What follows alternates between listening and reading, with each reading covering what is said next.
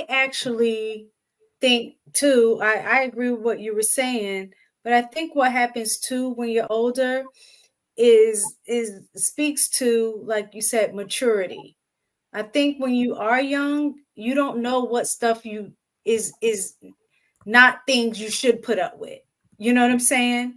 Like how y'all were talking about looking for that toxic behavior and you found that attractive or what have you. Like those are behaviors that I guess you don't know not to put up with when you're younger. So you deal with it. Whereas when you are older, you're supposed to at least have a better filter to be like, oh, let me steer clear of that. So it's not that I don't think people are flexible. I just think that they are at a point that now they are supposed to have a better sense of choosing, and they could see things that they know long term won't be a good match. That's what I'm thinking. And isn't that the point at this age, that you shouldn't be flex? And I don't want to say flexible on this. You're gonna have to be somewhat flexible in any relationship that you're with, right? Just in order to be interdependent on each other. But what I'm talking about is how y'all say setting standards. I think when you're older, it looks like you're being inflexible because you have standards, versus when you're younger, you may not necessarily have standards. So you just deal with anything and figure it out as you go. I think the standards is what's being seen as being inflexible. I agree, but I think you'll always be more flexible on your standards depending on how much you like and are attracted to the person. Because even when you know better, a lot of people still don't do better because sometimes you're just more prone to your natural habits. And especially for a lot of men, even if they don't want the behavior of a certain type of woman, like a lot of brothers don't have the mentality that I could just go get somebody else, which also helps create the large problems that women have with men, is because men put up with behaviors that they shouldn't, so do women. But it's like the more that people condone the behaviors that aren't beneficial to the group, it makes it more confusing to the people who actually know what to look for or are still struggling trying to find the right thing, because it's like a lot of the behaviors and thought processes kind of blend. And sometimes if you see something that looks somewhat similar to somebody else, you're gonna run from somebody that could have been an okay match, but because it looked too similar to something else, you said, "Nah, I'm not even gonna try to entertain that because it just looked too close to something else that I think is a problem." And HD, I think you made some really valid points that I understand now that I'm older. When I was younger, I used to do shit that would trigger of a response. Like, for example, if I'm supposed to be at the house at 7, because that's getting off work, drive time to get home, I need to be there by 7. And let's say she cooks something up, man, I'd not show up till like 8:45. No call, no nothing. Just so I don't even know the why, but I needed that response, or I thought I needed that response from her, and I can't explain why. I really can't. But that's the behavior that that type of behavior is what older women have already gone through, and this is me talking back to what Miss Taken was talking about. Um, that makes makes older women inflexible is you recognize those things. I won't say I won't say that it was a standard, but you said, "Oh wow, AP used to act like this. I'm not going to deal with another man that acts like this." But the truth is that the other man, I'm just going to say HD was really at work until 8:30, and that's just what happened. But she's recognized that that behavior was a negative behavior, and she loses what could be a great match.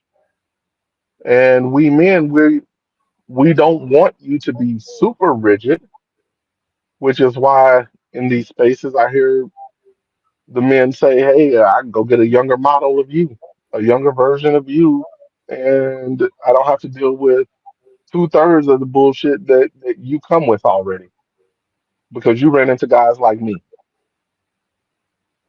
You know, they say that and they ain't got them it sound good. Um, because I'd be like, where is she? Sure, say hi. If it's that easy. But I don't know. This is so confusing. Men and women are just so confusing. I personally believe that if you have a bad situation and it's to the point where you're salty at the other gender, is usually because you were the one who was deeper in love than the other person. Mhm. That's more that somebody broke your heart. Have y'all seen the show? I actually just started watching it because my girlfriend keeps saying, "Girl, you got to watch the show." And I know y'all, especially black men, aren't big fans of Tyler Perry, but the show called Sisters. Have y'all seen it at all? Okay, there's just one couple on there, Zach and Karen. It reminds me of that young love where it, like what you were saying, AP, is toxic, but you could just see the energy and the love that they have for each other. And he finally got to a point where they broke up and he met another girl and he fell in love with her quickly. And his first girlfriend, Karen, it was just like, what happened? Like, she's like, you're all, he told her, I always love you, but I moved on. And she's like, you got this hold on me. And I think that's what that young love does. Is it can be, because now it make me thinking back of some stuff that me and my husband went through before we got married, where it was like that, where at points I knew that it was no good for me, but it was just something, it was a hold that he had, and I couldn't break away. Like I literally had to leave in order to break away, because I knew if I was in his presence, I couldn't let go. And it reminds me of that. And AP, that's kind of what you were saying, because they're saying that they both knew it was toxic, but she was trying to make him say, just tell me that you don't love me.